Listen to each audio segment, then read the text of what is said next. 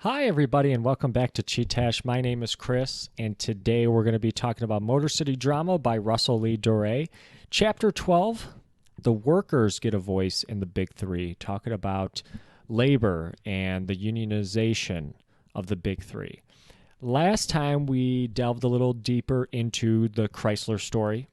We talked a little bit on Walter and the meeting that he had with K.T. Keller to establish the airflow design of Chrysler, and Chrysler being one of the pioneers as far as testing and using wind tunnels for their cars.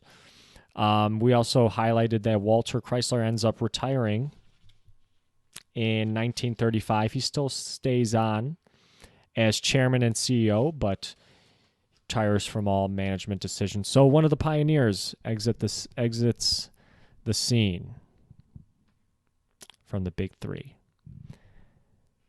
And today, let's go to the first slide, talking about the workers. So what is happening?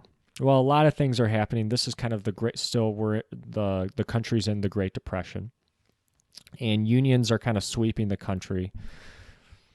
And I believe actually FDR had signed legislation to make it easier for workers to assemble or to unionize, I believe. There's a great book that talks about this. I mentioned it on a previous episode, Amity Shalais, The Forgotten Man, where she highlights this whole time period of American history. Maybe I should do that. Maybe I should do some videos on that. That might be interesting. Anyway, there was a meeting between the Michigan governor and Alfred Sloan in 1937. There is a sit-down strike at the Fisher Body Plant in Flint, Michigan. And there's this guy, John L. Lewis, leading it. And John L. Lewis is not really an auto guy. He originally helped out the mining industry and helping the mining industry to unionize. But he's called on to help the UAW, the United Auto Workers. He wants them now to unionize the Big Three in Michigan, as he was successful with that with the miners. So, what are the terms here? Well, the union wants a 10% pay raise, and union leaders want to talk to workers on their lunch breaks, being able to talk to them about unionizing, benefits of the union. Hey, come on board, basically recruiting them. And they also want it to be a closed shop, which means that everybody needs to join the union for GM. There can be no workers at GM that aren't in the union, basically, is what the closed shop means. So GM negotiates a little bit. They offer a 5% pay raise, and they say, hey, no closed shop. And this is the conversation that's happening between Alfred Sloan and Frank, what's his name? Michigan Governor Frank Murphy. This is at Sloan's office. Frank Murphy's Michigan governor at the time. That's why I'm here, replied Frank grimly. We have got to find a way to stop this thing. It's hurting us all. Now the union wants a 10% pay increase. The union leaders also want to be able to talk to workers about the union on their unpaid lunch breaks, so we're kind of recruiting them. Again, that seems like a freedom of speech issue to me and hard to stop on a legal basis. The worker must join and pay their dues. So then Alfred Sloan chimes in. I've talked with my GM board, and here is where we are. We could do a 5% pay raise, but not 10%.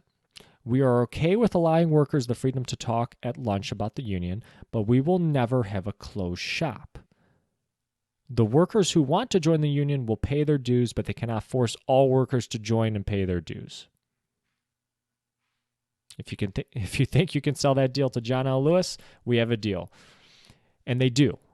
They do end up selling it. They do come to agreement, and the strike is settled after 44 days for GM. And the UAW is officially recognized by one of the Big Three. Well, Chrysler has their own issue coming on, too.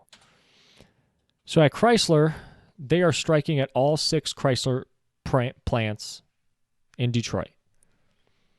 And again, the Michigan governor, I spelled that wrong, Frank Murphy, again tried to play the mediator role.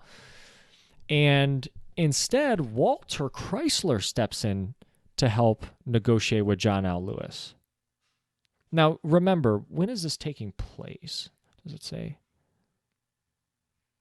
I think this might have taken place after Walter had retired, too. Again, Frank Murphy tries to be the mediator. Yes, okay, so Walter Chrysler, even though he had retired as president, was still CEO and agreed to negotiate with John L. Lewis, who was again negotiating for the UAW. Walter stretches out his hand to Lewis. John, let's settle this thing quickly. Chrysler cannot afford a 44-day strike like GM, especially since they're striking at all our plants. Now remember, GM was just the Fisher plant. What do your guys want? They want the same contract as GM, Walter, but they also want a closed shop. Well, that's tough, but it's not Chrysler's problem. The UAW needs to sell the benefits of union membership to them, not force them to join and pay their dues. This is a free country. People are free to work for Chrysler. They are free to leave. We try to take care of our employees, so they don't want to leave. The union will have to do the same thing. Okay. Now John kind of goes back. He's got to tell the UAW leadership if they insist on the closed shop, they will not be recognized as a bargaining unit for employees at Chrysler.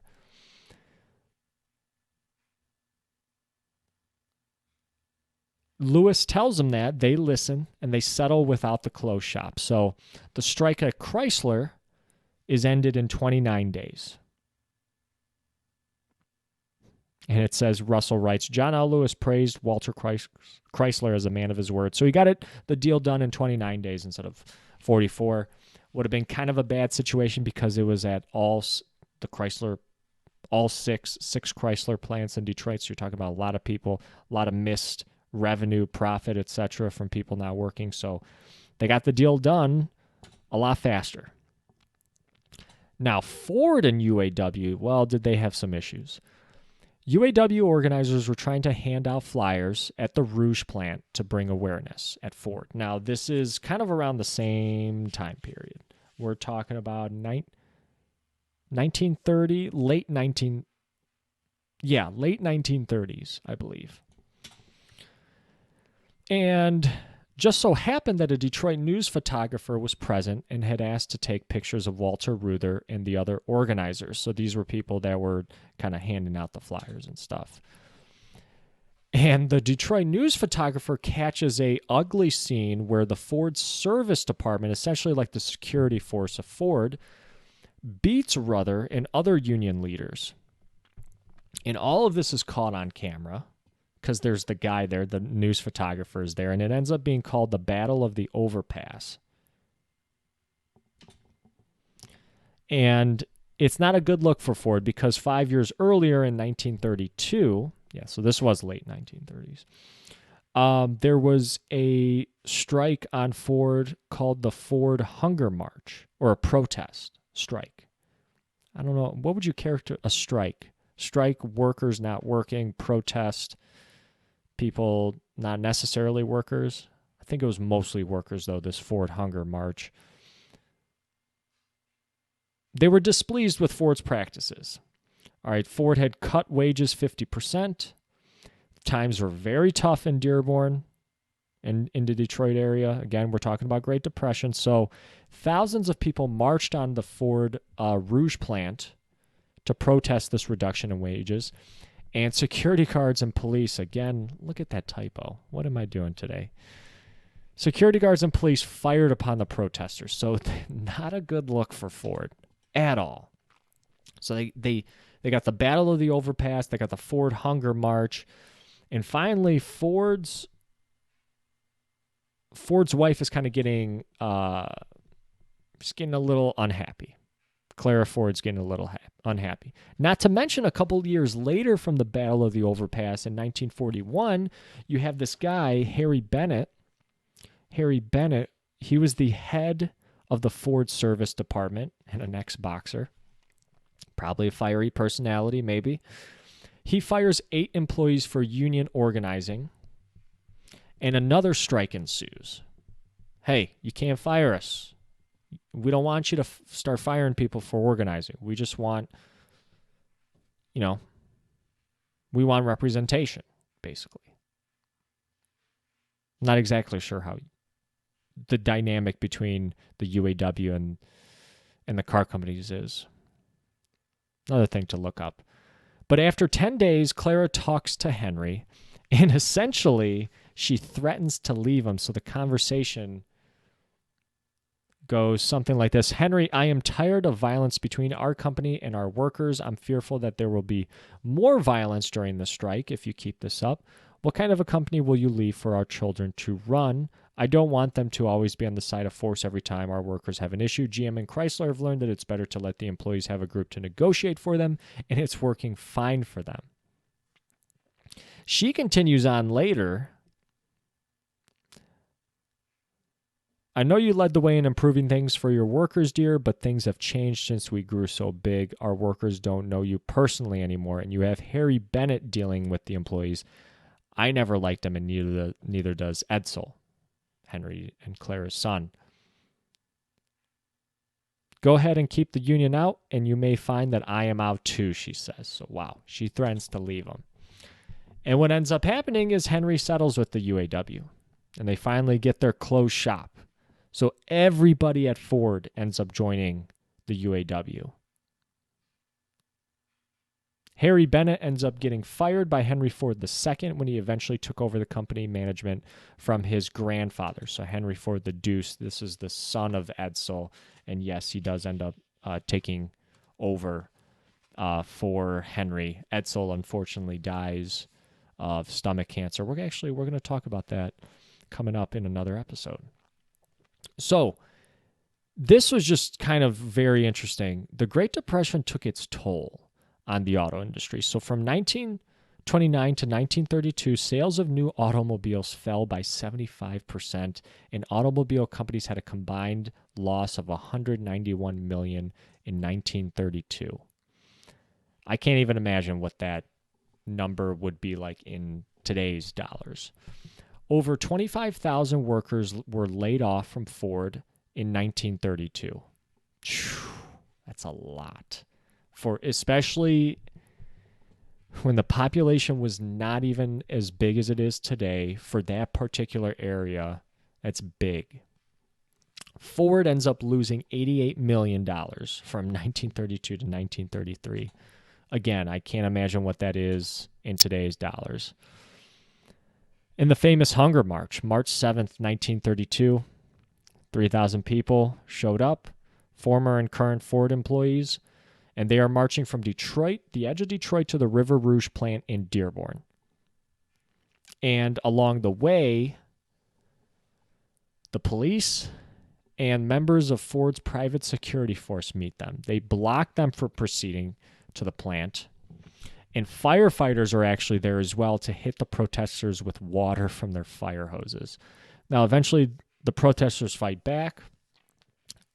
There are shots fired from the police / Ford security force.